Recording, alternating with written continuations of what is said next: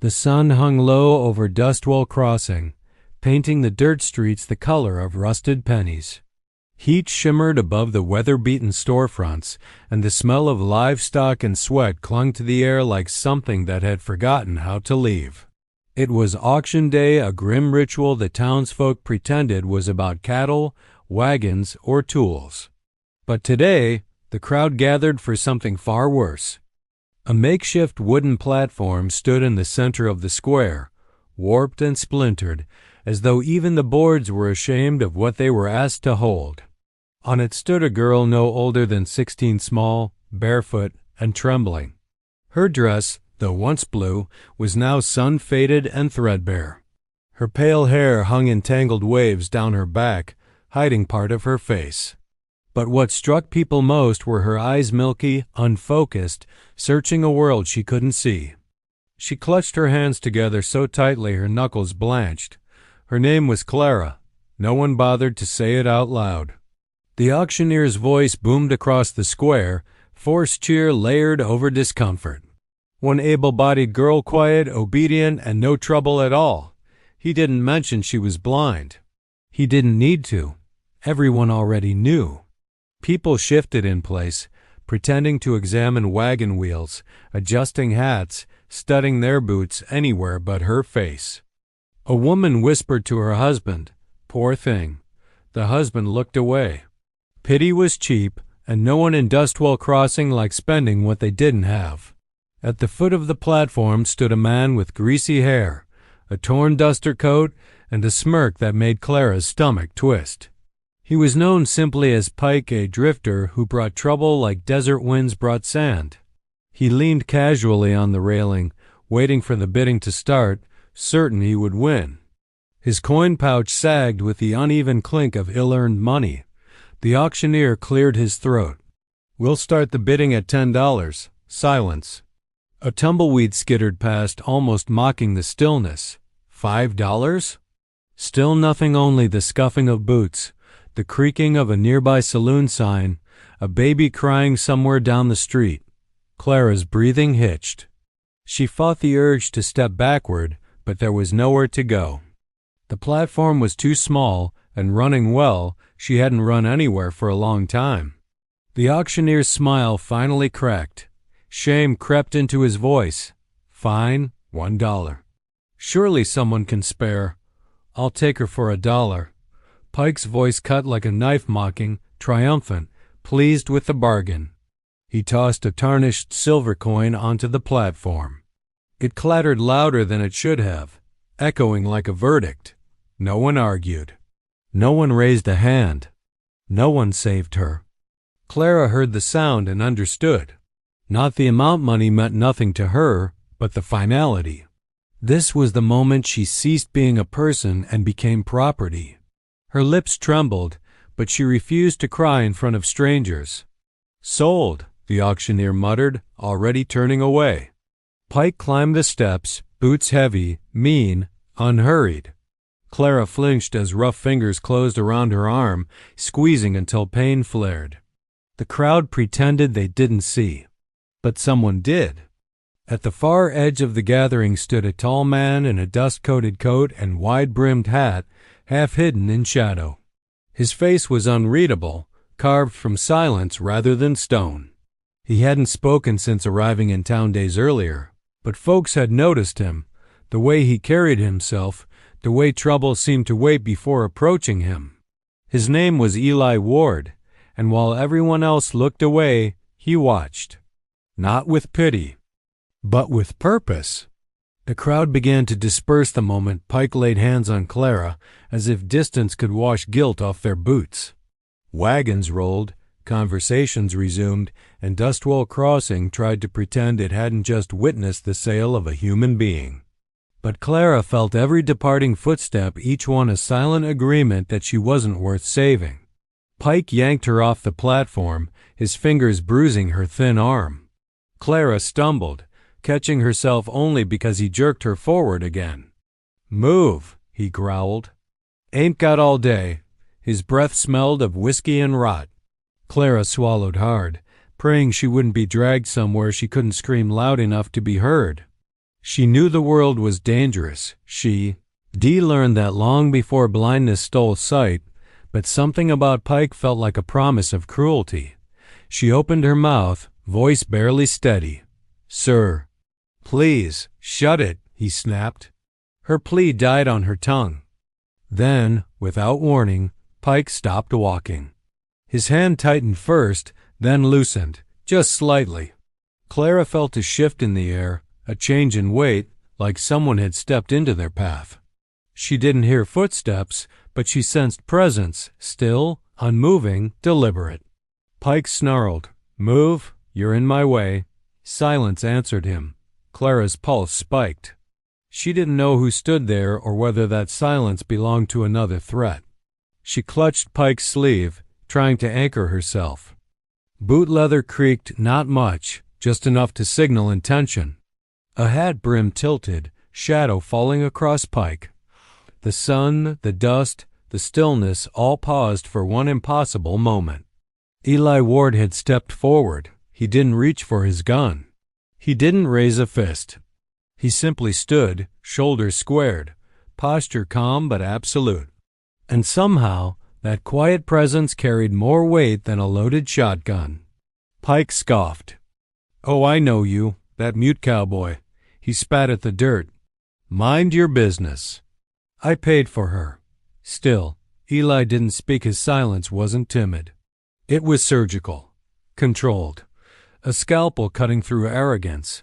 His gaze dropped briefly to Clara's arm, to the bruising grip, then lifted back to Pike's eyes steady, unblinking. Even Clara felt it, the shift in power she couldn't see, but could hear in Pike's breathing. "What?" Pike barked, suddenly uneasy. "You want to buy yourself a blind girl too? Go find your own." Eli reached slowly into his coat. Pike tensed, hand brushing his revolver, but Eli didn't draw steel. Instead, he produced a single silver dollar the same size, same dull shine as the coin Pike had thrown moments earlier. Time seemed to stretch as Eli extended his arm and offered it. No words, just an exchange. The watching townsfolk, pretending not to watch, froze. Pike stared, confused, offended, insulted. "That's my dollar." Eli didn't flinch. He held the coin steady, his expression unreadable. Clara felt Pike's shift-felt pride wrestling with fear. "You serious?" Pike snarled. "You trying to embarrass me?" Eli said nothing, but the silence was louder than shouting. Pike puffed up, desperate to regain footing. "You think you can just take something from me?" Eli's eyes answered for him. Yes. A long, tense beat passed. Then Pike snatched the coin from Eli's hand so aggressively it scraped skin. He shoved Clara forward, releasing her as if she burned him. "Fine. Take the useless thing," he spat.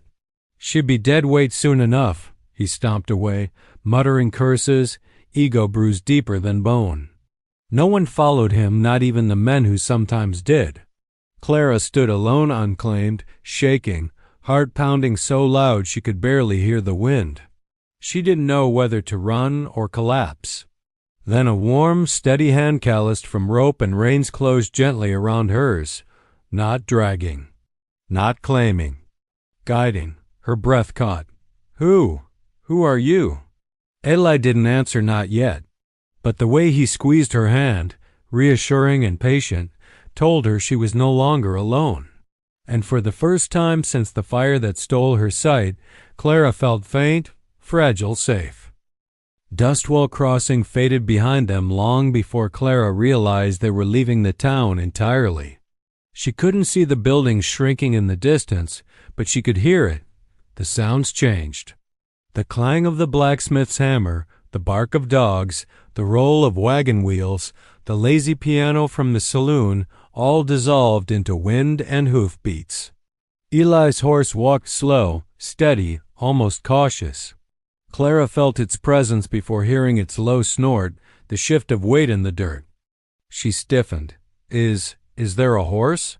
she asked, voice barely louder than a breath.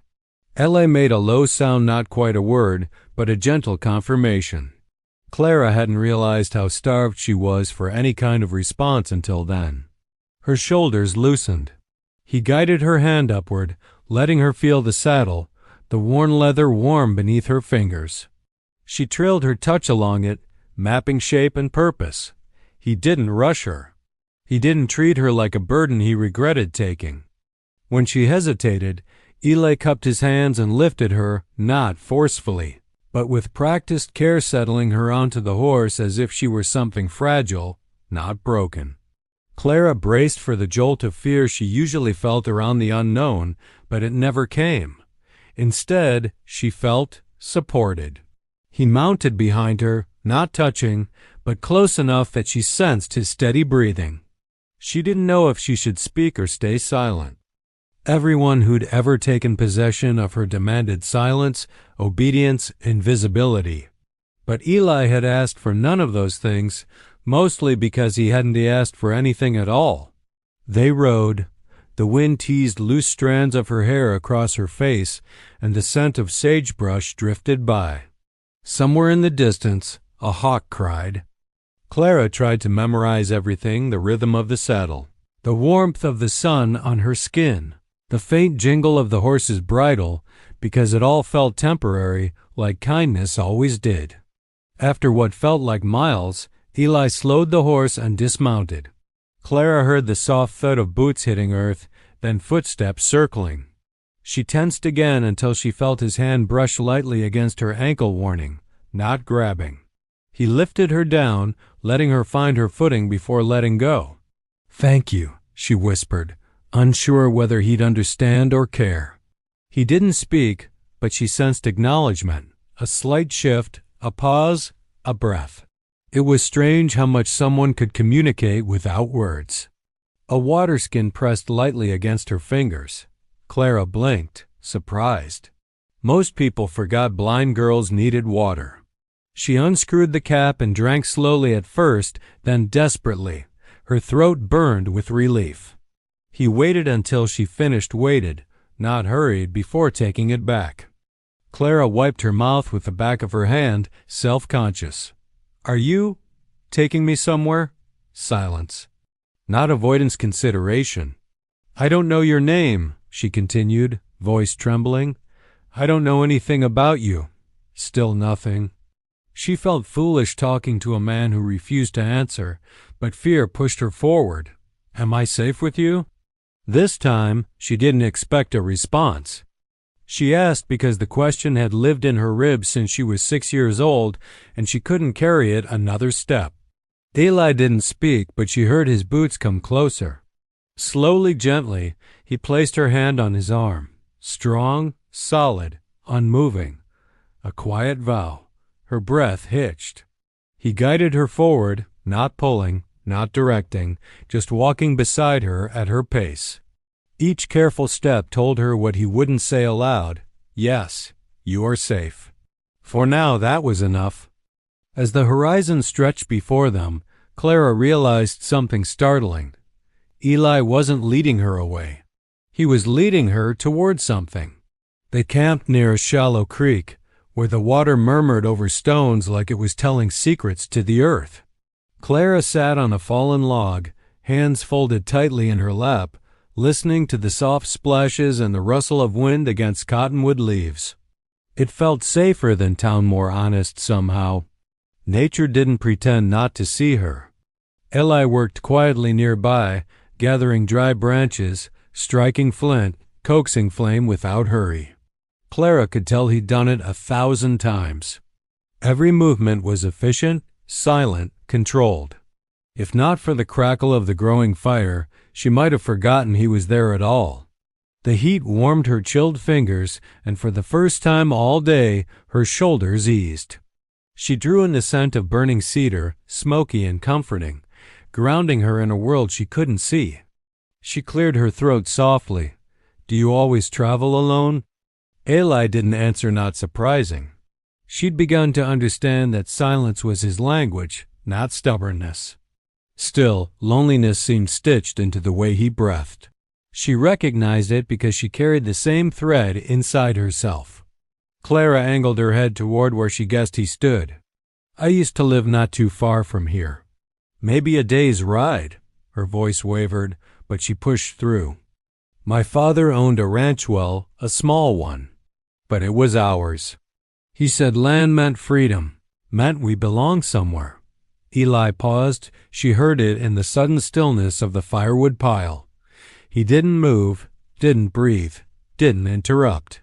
"My mother loved the apple trees," Clara continued. "Every spring she'd say the blossoms were snow that didn't hurt." A faint smile tugged at her lips. "I used to pretend I could see them, imagining white petals floating down." She described them so beautifully.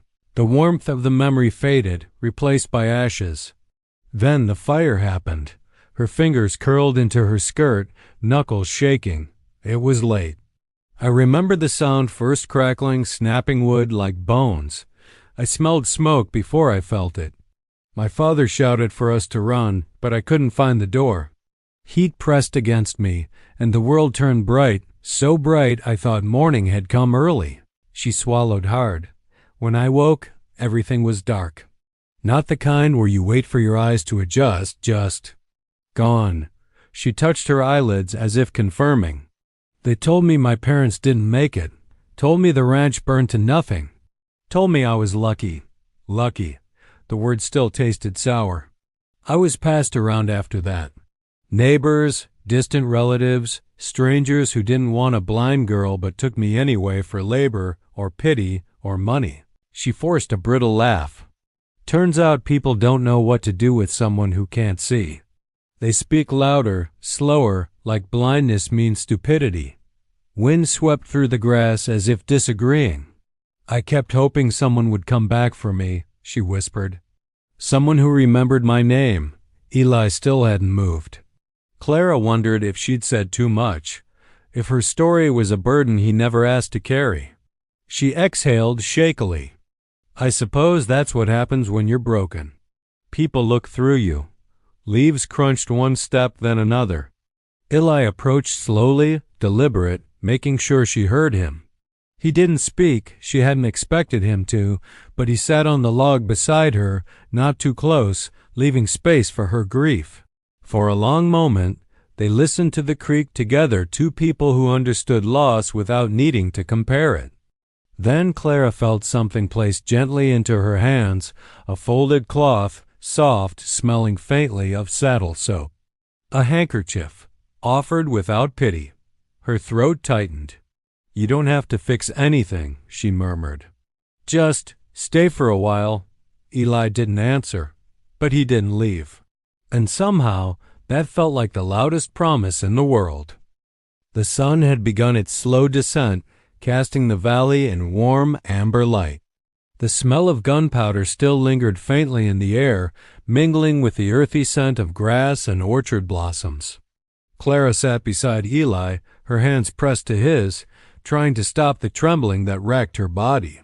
She could feel his pulse, rapid but steady, and it was the only reassurance she needed. "You're hurt," she whispered, voice shaking.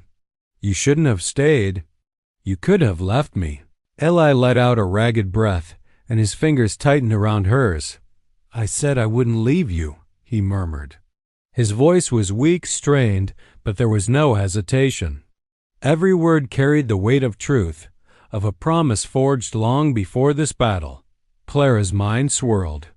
She had survived neglect, cruelty, and the loss of everything she had known. But this, the sacrifice of another human being for her safety, was something she could barely comprehend. She felt a strange mix of gratitude and guilt, a combination she couldn't name. "They're gone," he repeated, almost more to convince himself than her. The distant echoes of hooves and shouting had faded, leaving only the gentle rustle of leaves and the soft trickle of a nearby stream. Dust settled over the battlefield, painting everything in a quiet, surreal stillness. Clara realized that, for the first time in years, she felt safe. Slowly, she lowered her forehead to his shoulder, letting the warmth of him ground her. "You kept your promise," she whispered, "even when it was dangerous, even when it could have killed you." Eli's hand stroked the back of hers, his grip never faltering. "You're home now," he said quietly. "You don't have to be afraid anymore. Not of him, not of anyone. Not of being alone." The words sank into her like sunlight after a long, dark winter. Home. It was a word she had almost forgotten the meaning of, reduced to a memory of apple trees, smoke, and laughter now tinged with loss. But here, with Eli at her side, it was tangible, real, not a distant memory, but something she could touch, feel, and rely on. Clara leaned back slightly, still holding his hand. "I've never had anyone who stayed," she admitted, voice small. "Not really. They all left, or sold me, or pretended I wasn't there. But you stayed." Eli's voice, soft now but unwavering, carried a quiet strength. "Because someone should have," he said. "Because you deserve better. Because you are worth it." The weight of his words pressed into her chest, yet they were light with care, with intention. Clara felt the tension that had lived inside her for so long, the fear, the loneliness, the constant need to survive, begin to loosen. She let herself breathe, really breathe, for the first time in years. Around them, the orchard whispered with the evening wind. The trees swayed gently, the scent of apples and earth mixing into a balm for her weary soul. Clara realized that this valley, this place, wasn't just land, it was her past, her loss, and now her beginning. And Eli, silent protector, guide, and friend, was part of that beginning too. She lifted her hand to touch his face, feeling the roughness of his cheek and the warmth of his jaw. "Thank you," she whispered, "for not letting me be alone." He didn't answer with words. He didn't need to. His steady presence, the faint squeeze of his hand, the way he let her lean into him, it said more than anything words could. Clara let herself stay there, silent, connected, safe. For the first time, the darkness she had lived in, both literal and metaphorical, felt like it had lifted. And for the first time, she believed that she could start again, not just survive, but live. Not just endure, but belong. The seasons turned slowly, carrying the valley from spring blossoms to summer heat, then to the crisp edges of autumn. Clara moved through the land she had once thought lost, her hands tracing familiar textures, the rough bark of apple trees, the smooth stones along the creek, the soft soil of the garden her parents had once tended.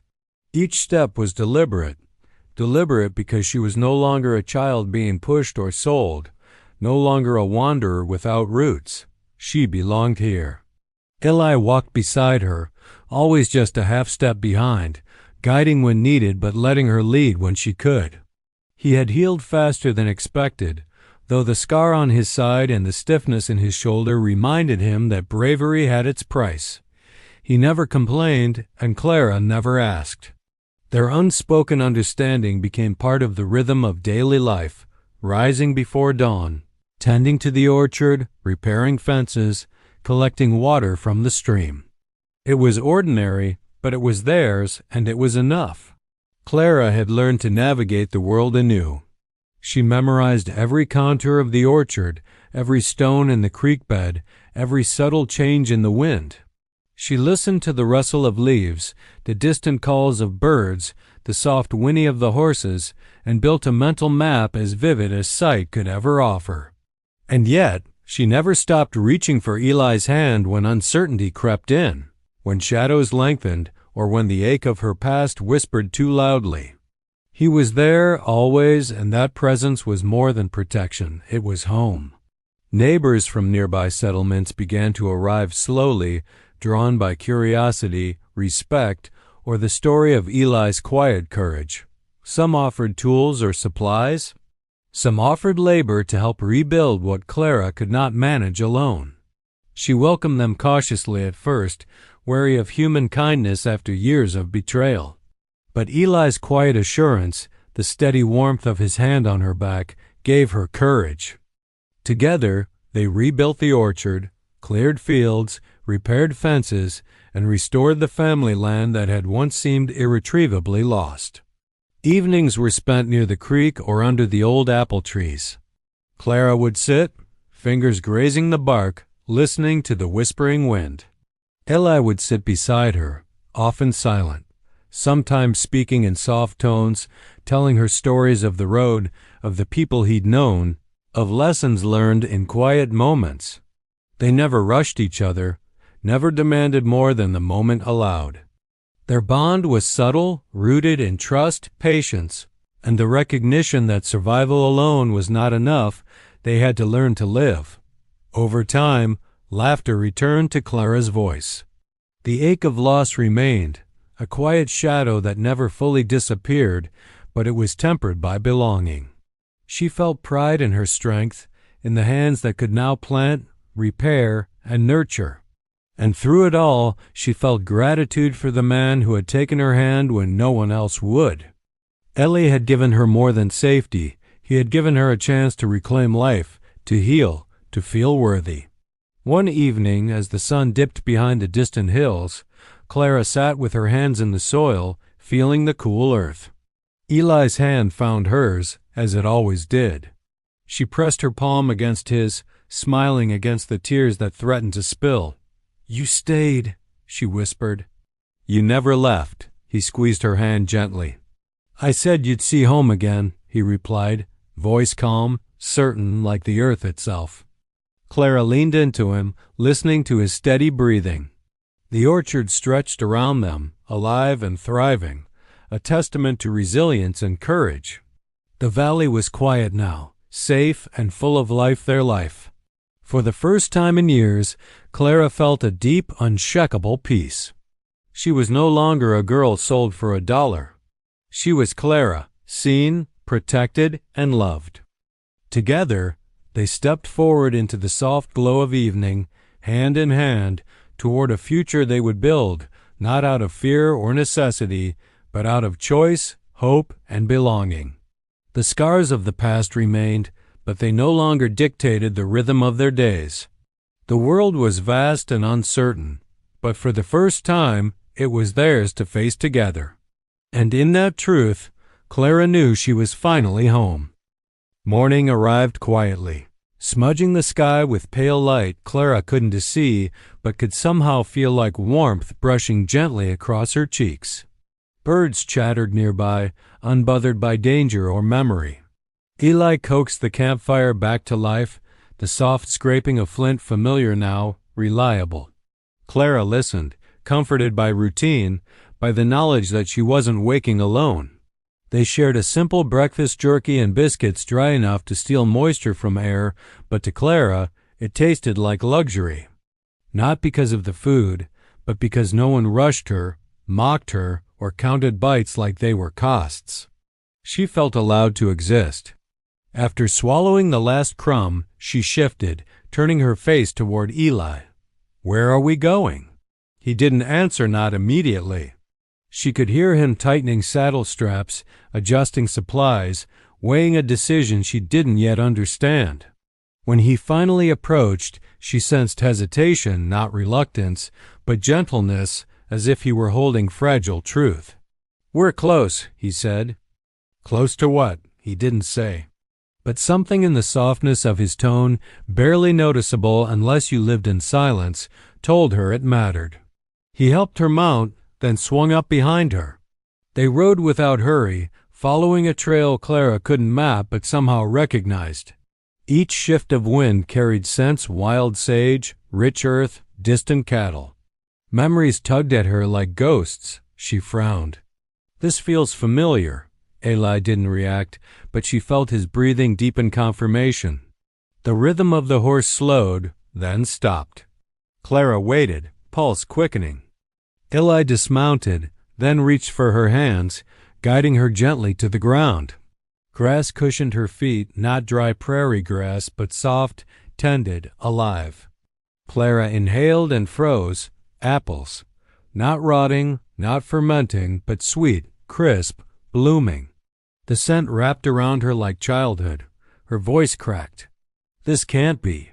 She took a step forward, trembling. Eli didn't stop her. Instead, he placed her hand against rough bark-deep grooves, familiar as her own heartbeat. The tree stood tall, sturdy, unmoved by time or tragedy. "An apple tree," she whispered, tracing the trunk. "One of ours," her breath stuttered. But the fire, everyone said everything was gone."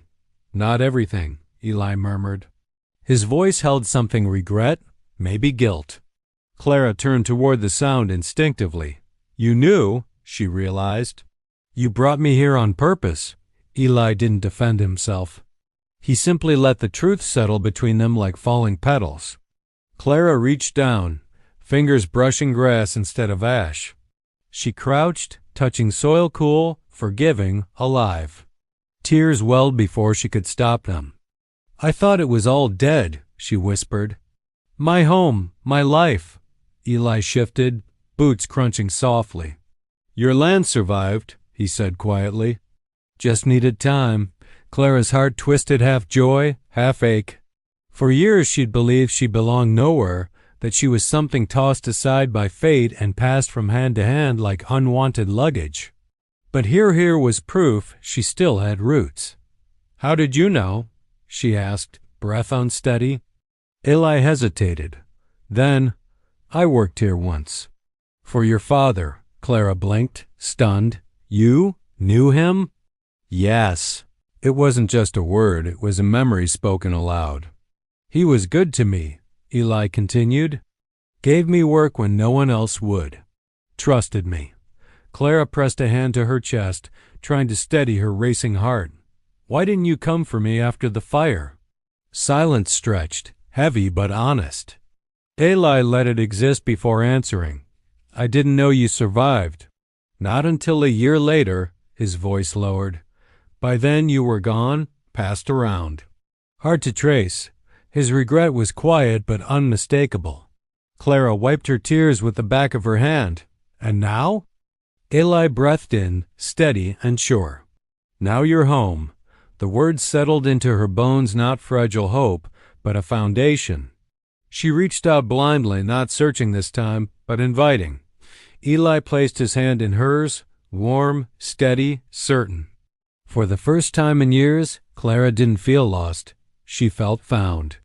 The wind shifted first, an abrupt, uneasy gust that carried dust and distant vibrations across the valley. Clara paused mid-step, fingers still resting against the apple tree's trunk. Her head tilted, listening. The peaceful hush of morning had changed. The land was holding its breath. "Eli?" she whispered. He didn't answer. But she didn't need his voice to know he'd gone still, spine tense, gaze fixed on the horizon. She felt the world gather around him, bracing. The soft jingle of his holster told her everything. "No." Hoofbeats. Many. Clara's pulse quickened. She turned her ear toward the sound, filtering distance from echo. "They found us." Eli didn't confirm aloud, but she heard leather tighten, metal click, footsteps shift into position. He wasn't running. He was preparing. Clara stepped toward him, panic rising like floodwater. "We can go, please. We can leave before." "No." Just one word, steady, unshakable. Not stubbornness, conviction. Clara's breath stilled. He wasn't staying for pride. He was staying because he refused to let this land, her land, be taken again. The hoofbeats grew louder, multiplying, surrounding. The earth trembled beneath them. Clara's knees weakened. She grasped at empty air until Eli gently guided her behind him. His hand warm, confident rested on her shoulder, anchoring her. She felt small, blind, helpless, and hated it. "Eli, you don't have to protect me. They're here because of me." "No," he murmured, voice low like a vow. "They're here because of him. Pike." His name didn't need speaking. Clara could feel the hatred riding toward them like a storm. Then the riders appeared. She couldn't see them, but she heard their cruel laughter, the clatter of weapons, the arrogance of men convinced victory was guaranteed. 10, maybe more. Boots hit ground. Spurs jingled. Pike's voice slithered through the air, too loud, too eager. "Well, look at that," he spat. The mute cowboy brought her home. How sentimental. Clara's stomach knotted. Eli didn't respond, not verbally, not physically. His silence wasn't fear, it was warning. Pike continued, savoring every syllable. I paid for that girl. She's mine. And no half-broke ranch hand is gonna take her. Clara flinched. Eli didn't move. She's not yours, Eli finally said, voice calm but edged with steel. Gasps rippled through Pike's men. Eli speaking at all was shock enough, but the certainty in his tone held razor-sharp promise. Pike sneered. You think you're a hero? You think you can hide behind a blind girl and some dead orchard? Clara wanted to scream, not because of the insult, but because she felt Eli shift slightly. That shift, the grounding of heels, the loosening of shoulders, meant he'd already accepted what was coming. She reached for him, fingers brushing his coat. Please don't, she whispered. You don't have to fight them. A moment passed, soft, fragile, suspended in smoke and fear. Then Eli touched her hand, gentle as breath, then guided it back toward her heart. Stay here. Stay safe. The first gunshot shattered the morning. Clara gasped, dropping to the ground by instinct. Hooves exploded into motion, men shouting, bullets breaking air. She covered her ears, but sound pierced through anyway, sharp, vicious, final. Eli moved like silence come alive. No wasted steps, no panicked firing, each shot deliberate, necessary. Clara couldn't see the battle, but she felt it, each gunshot like a heartbeat against the earth. The hoarse whinnies, the curses, the sudden thuds of bodies hitting dirt, violence painted a picture she wished she couldn't hear.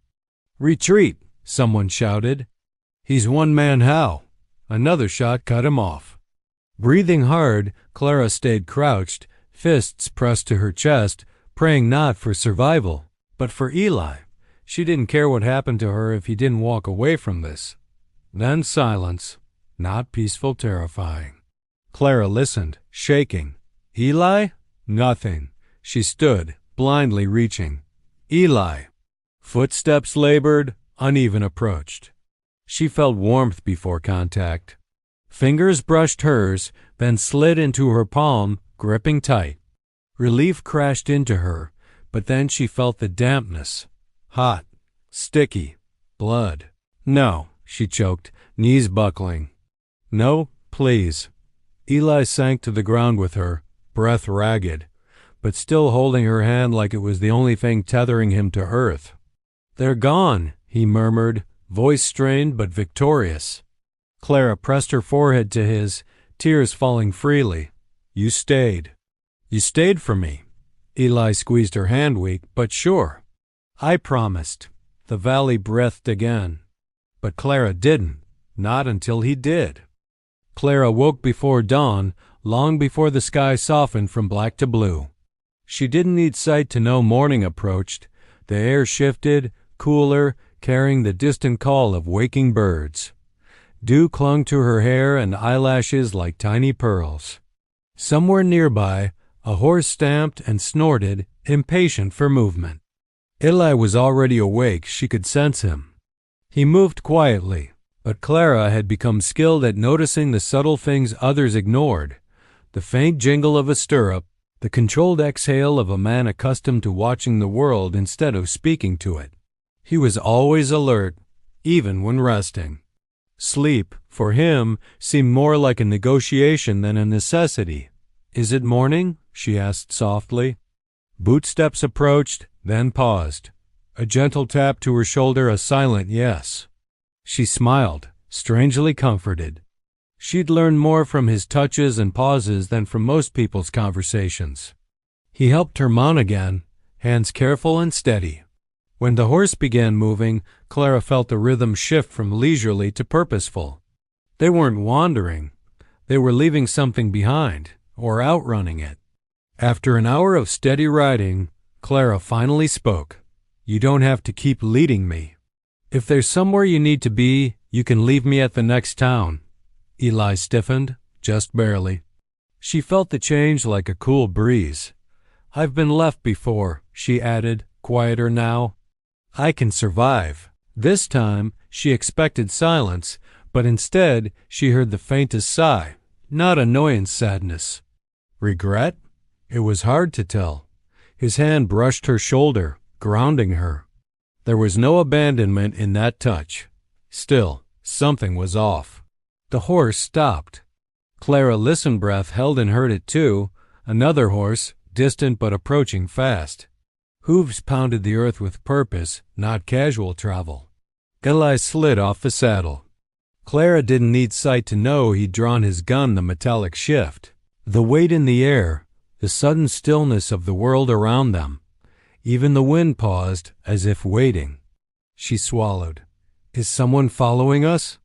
Eli didn't answer, but she already knew. Pike. She felt cold spread through her chest, not the kind brought by weather, but memory. The way his voice slithered, the way his fingers dug into her arm, the way ownership dripped off him like poison. He hadn't lost anything he valued, but he had lost pride. And men like him would burn the world just to reclaim it. The approaching hooves grew louder. One horse? Several? Clara couldn't tell. Her hearing sharpened out of fear, but the echoes twisted direction and distance. Eli's hand touched her ankle, a silent instruction. Stay still. Clara obeyed, gripping the saddle horn, trying to breathe quietly.